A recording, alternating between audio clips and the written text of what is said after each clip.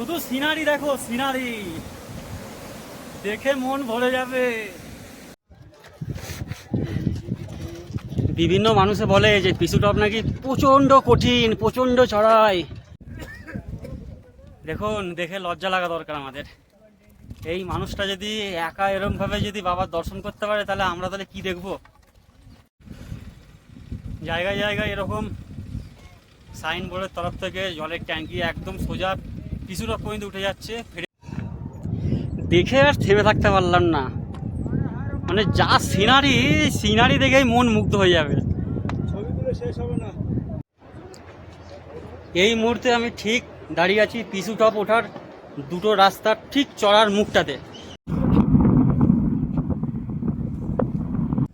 পিছু টপে চড়ার সময় এই এরিয়াটা খুব খতরা এরিয়া, সবসময় এখানে বাঁশি বাজিয়ে যেতে বলছে। কীভাবে মানে রাস্তাটা করেছে দেখুন, সিনারি সিনারি।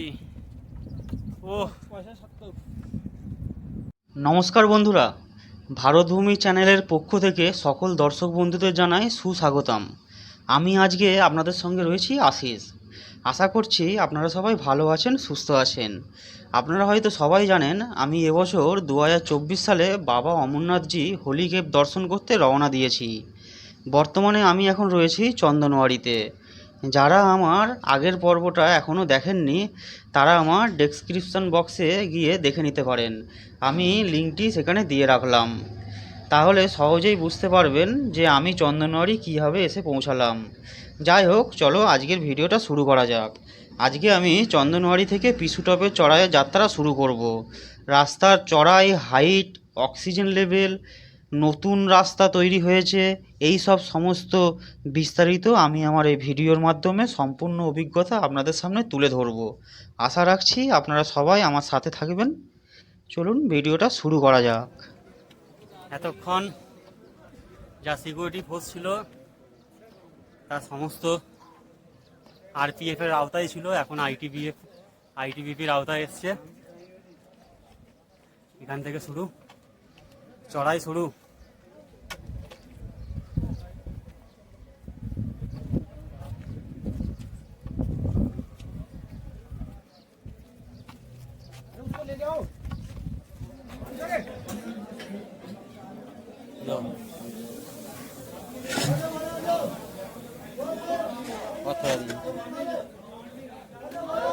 सब्जी और दाल वगैरह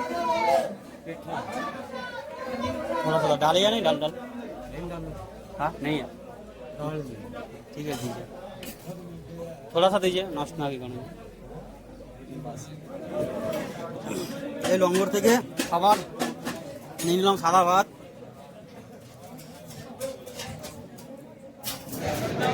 খুব খিদে পেয়েছিল।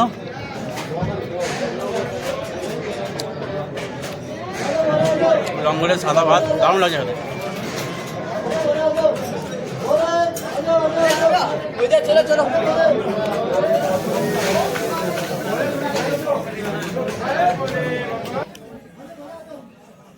আবার ধোসা নিয়ে এলাম, এই যে কি ব্যবস্থা আছে।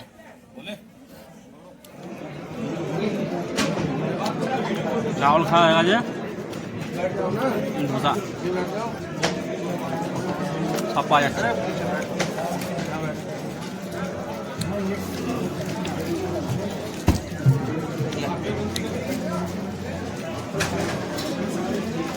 খাওয়া দাওয়া করিনি, একবারে পিছু টপে গিয়ে তারপরে আবার থামবো।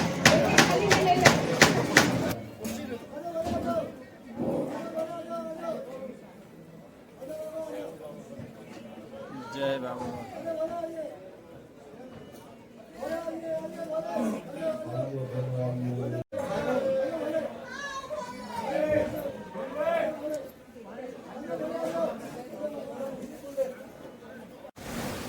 শুধু সিনারি দেখো, সিনারি দেখে মন ভরে যাবে। পিছু টপের চড়াইয়ের প্রথম ধাপ।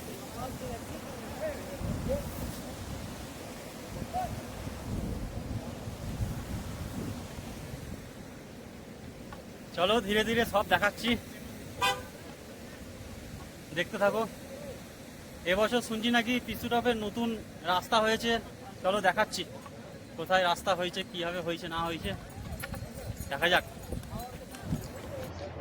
এই মুহূর্তে আমি ঠিক দাঁড়িয়ে আছি পিছু টপ ওঠার দুটো রাস্তার ঠিক চড়ার মুখটাতে।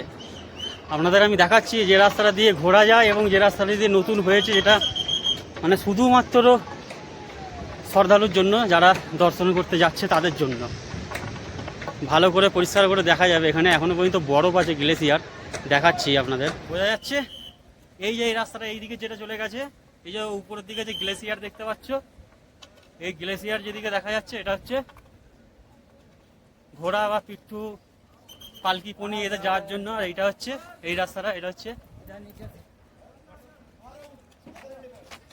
এই রাস্তাটা হচ্ছে মানুষ যাওয়ার জন্য, শুধুমাত্র অনলি মানুষ যাওয়ার জন্য। এটা একটা স্ক্যান হচ্ছে এখানে, দেখা যাক।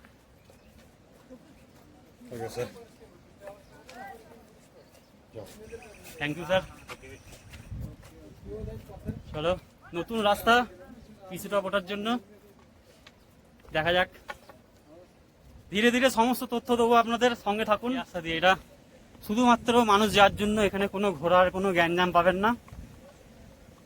এবং মানে যে সৌন্দর্য দেখতে পাচ্ছ, আপনারা তো সবাইকে দেখাতে যেটা পাচ্ছি, মানে এই সৌন্দর্য দেখে আপনার এই পিছু টপের যে হাইট, উচ্চতার, কষ্ট কিছুই মনে হবে না। ওই দূরে লেখা আছে সাদা দিয়ে ইন্ডিয়ান আর্মি, বেশ ভালো লাগছে। চলো, ইন্ডিয়ান আর্মিদের জন্য একটা করে স্যালুট হয়ে যাক। আজকে তারা এরকম ডিউটিতে আছে বলে আমরা সেফলি যাত্রা করতে পারছি।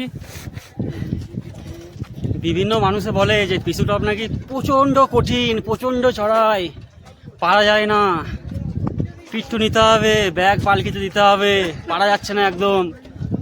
একটা জিনিস দেখাবো, দেখবে? দেখাচ্ছি, দেখুন দেখুন, দেখে লজ্জা লাগা দরকার আমাদের। এই মানুষটা যদি একা এরম ভাবে যদি বাবার দর্শন করতে পারে, তাহলে আমরা তাহলে কি দেখবো? এদেরকে দেখে তো মানে 1000% জোশ চলে আসার কথা।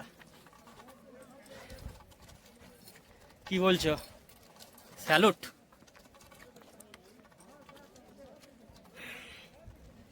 বাবাজি জয় ভোলে।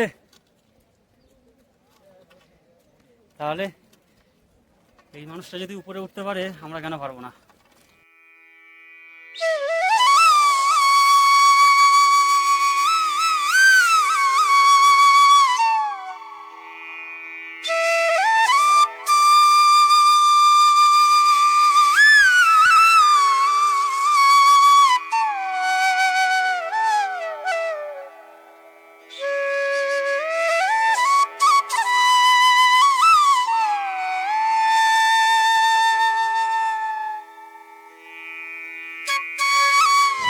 হাঁটতে হাঁটতে বন্ধুরা এত গরম লাগছে, লাস্টে আর ফুল হাতা গেঞ্জিটা খুলেই দিলাম, এরপরে পরলাম হাফ হাতা গেঞ্জি। তবে অবশ্য যারা ভাবছো যে উঠতে উঠতে অক্সিজেনে কোনো প্রবলেম হচ্ছে, তবে এইখানে কিন্তু দেখাচ্ছি আপনাদের। এই যে দেখতে পাচ্ছ, এখানে অক্সিজেনের সিলিন্ডার রাখাই আছে, কোনো অসুবিধার কিছু নাই, ফ্রিতে অক্সিজেন সেবা দেওয়া হচ্ছে। চলো এরপরে ধীরে ধীরে উপরের দিকে যাওয়া যাক। কোনো টেনশনের কিছু বিষয় নয়, ধীরে ধীরে উঠলে হয়ে যাবে। জয় ভোলে। বুকে কে অন পিয়াসে খুব পানি, জয় বাবা বরফানি। চলার পথে এক দাদিমাকে পেয়েছি, তার সঙ্গে কিছু কথা বলবো। दादी आपका उम्र कितना है? उम्र कितना है? चले तुम चले हो। हाँ, अकेला उठ रहा है ऐसे करके? हाँ, बाबा का पास जाना है। कहाँ से हो आप? दिल्ली से। देखो दादी दिल्ली से है। दादी के देखे আমাদের আরো এনার্জি বেড়ে যাচ্ছে।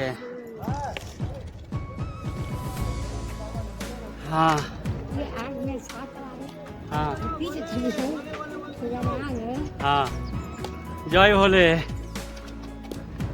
চলো দাদি ধীরে ধীরে আও। হ্যাঁ, দেখছো তাহলে 70 বছর বয়স মোটামুটি হবে, একা একা পায়ে হেঁটে উঠছে, আর আমরা হাঁপিয়ে যাচ্ছি। অত সহজ?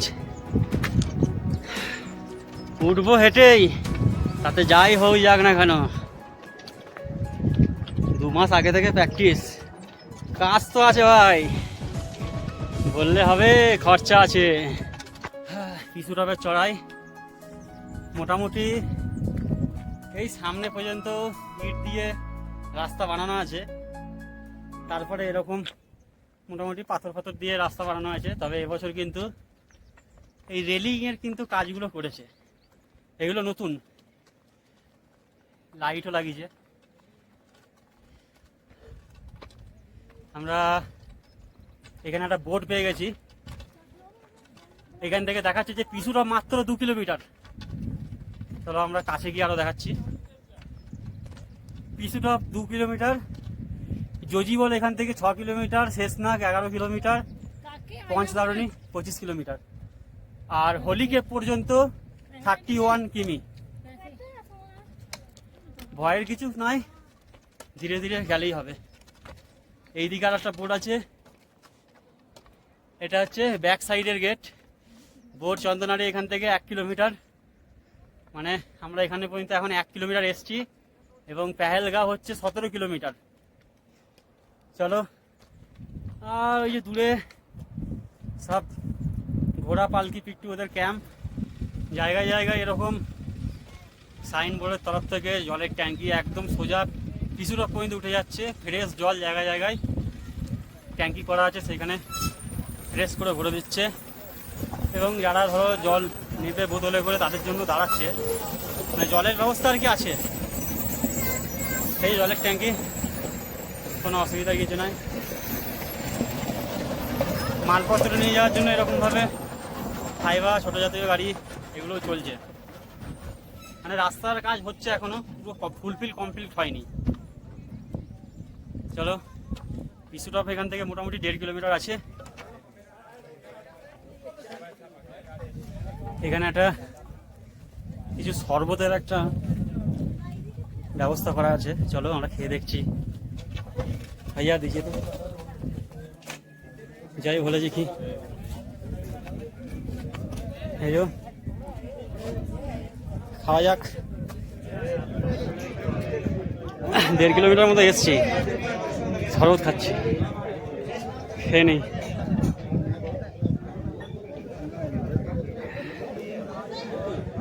ওয়ারেস এনার্জি, বেশ হাওয়া দিচ্ছে, ভালো লাগছে। চলো ওয়ারেসের জল খাই আমরা, তারপরে যাই পিছুটপ।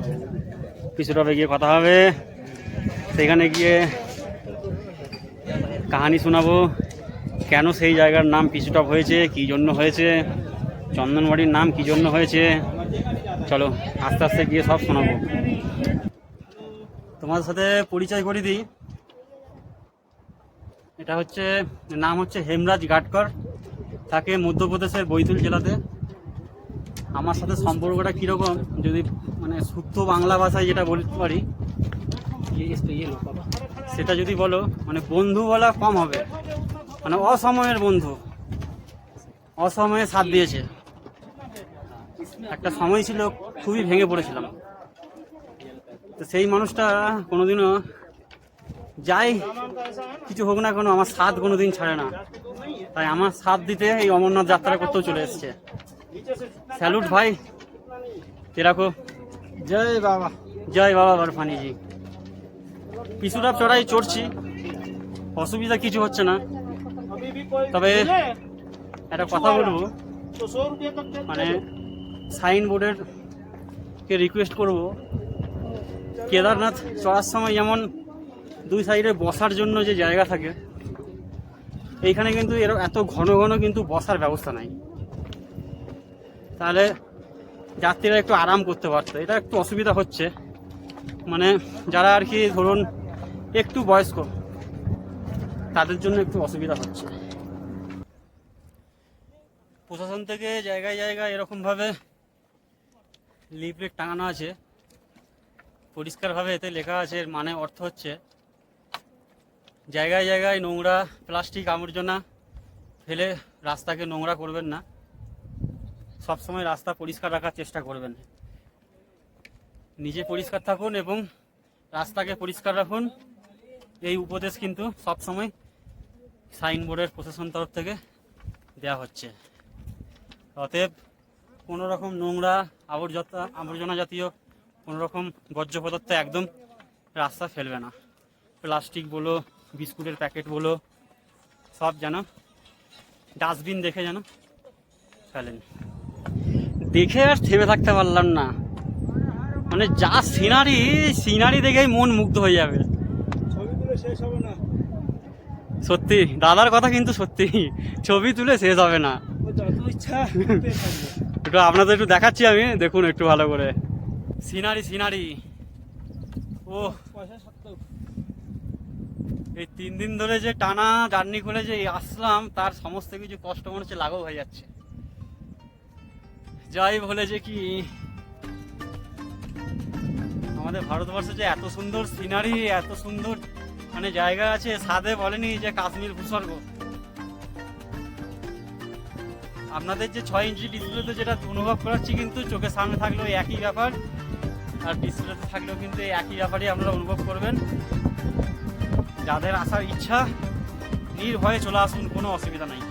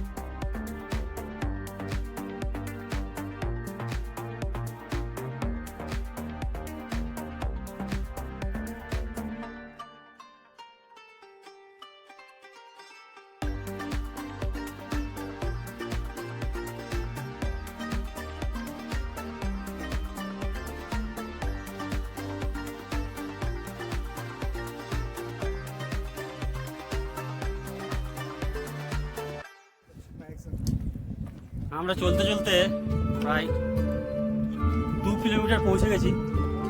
পিছুটা এখান থেকে আর 1 কিলোমিটার আছে। এখানে একটা সাইনবোর্ড লাগানো আছে, তাতে পরিষ্কারভাবে লেখা আছে, দেখে নেওয়া যাক কি আছে এখানে লেখা। এখানে পিছুটা আছে 1 কিলোমিটার, জজিবল 5 কিমি, শেষনগ 10 কিলোমিটার, পঞ্চতরণী 24 কিলোমিটার, আর হলিকেপ 30 কিলোমিটার। চলো ধীরে ধীরে যাওয়া যাক, আর 1 কিলোমিটার মতো আছে। এখান থেকে একটা ভিডিও না নিয়ে পারলাম না। এটা হচ্ছে কিছুটা একটা পাহাড়ের মোড় ঘুরে তারপর একটা ভিউ আসছে। রাস্তা কিন্তু এখানে খুব ঢালান, খুবই সাবধানে নামতে হবে। পরে নামছি, আগে ভিউটা দেখে দিই আপনাদের। উপরে পুরো পাহাড়ে বরফ জমে গেছে। ওই দূরে দেখা যাচ্ছে, দেখুন ছোট ছোট সব মানুষ যাচ্ছে, পিছুটা পড়ছে ওই চড়াই। চলো, আমার ভাই এসব কিছু ভয় ঠাই পায় না, চলতে থাকো বস। পাহাড় দেখে নাও, পাহাড় কাকে সিনারি বলে। চলো এগোনো যাক। সিঁড়িটা আস্তে আস্তে দেখাই। সিঁড়ি কিন্তু খুব কঠিন আছে। চলো ধীরে ধীরে নামি, নেমে কথা বলছি।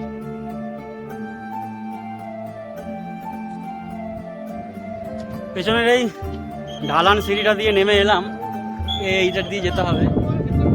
এই পেছন দিকে আছে, এই রাস্তা দিয়ে গিয়ে ওই দূরে মানুষ যাচ্ছে, ওই উপরে হচ্ছে পিছুটা। কেটে কেটে পাহাড় কেটে কেটে রাস্তা করেছে।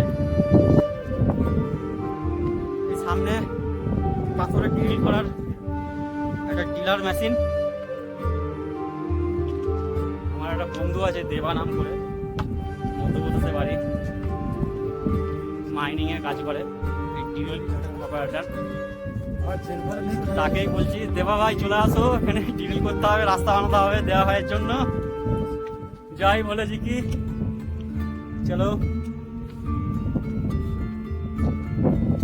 বুঝতে পারছো এত উপরে এইসব মেশিন, টাটা হিটাচি মেশিন কিভাবে এখানে নিয়ে এসে কিভাবে রাস্তা বানিয়ে আমাদের জন্য প্রশাসন থেকে এরকম রাস্তা করেছে, সত্যি মানতে হবে। স্যালুট ভাই। চলো, যতই ভাবছি ভিডিও কম বানাবো আর পারছি না, মানে দেখে আর থাকতে পারা যাচ্ছে না। চলো তবুও বানাতে তো হবেই, বড় হোক অসুবিধার কিছু নাই। তোমরা দর্শক বন্ধুরা আছো, দেখো, আনন্দ করো। মনে হচ্ছে যেন যে এইখানেই থেকে যাবো, আর যাবো না, বাবার কাছেই থেকে যাবো পার্মানেন্ট। কি হবে এসব পয়সা রোজগার করে? আজ আছি কাল নয়, সঙ্গে কি নিয়ে যাবো নাকি? আমাদের ভারতবর্ষে এত সুন্দর সুন্দর জায়গা আছে, এসব না দেখে মরে যাব? বাবার কাছেই থাকবো, বাবার কাছেই খাবো, বাবার সেবা করবো। জয় বলে কি, জয় বাবা বরফানি জি, ভুকে কোন পিয়াসো কো পানি, জয় বাবা বরফানি। এইদিকে সিনারিটা দেখো, ওয়াও। চলো, নিচ দিয়ে বয়ে যাচ্ছে, এটা শেষনাগ থেকে আসছে, স্থানীয় লোকের কাছে শোনা শেষনাগ নদী, যেটা নিচে গেলে লিডার নদী নামে পরিচিত।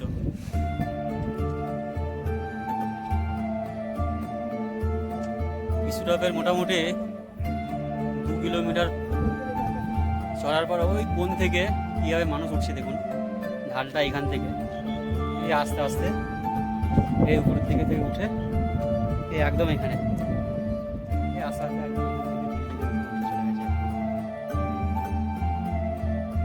सर जी बोल रहा है ये थोड़ा डेंजर एरिया है, जल्दी जाने के लिए। चलो चलते हैं।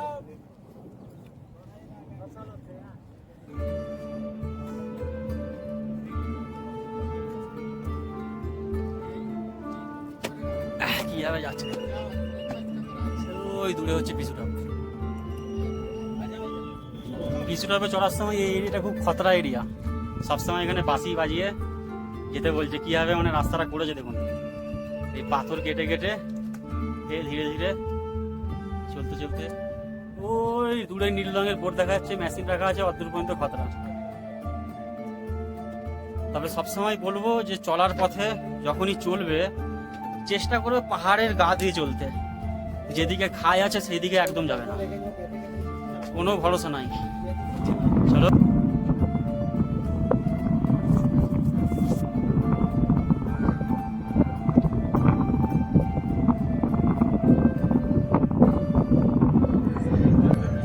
পিছুটাও একদম শেষ মাথায়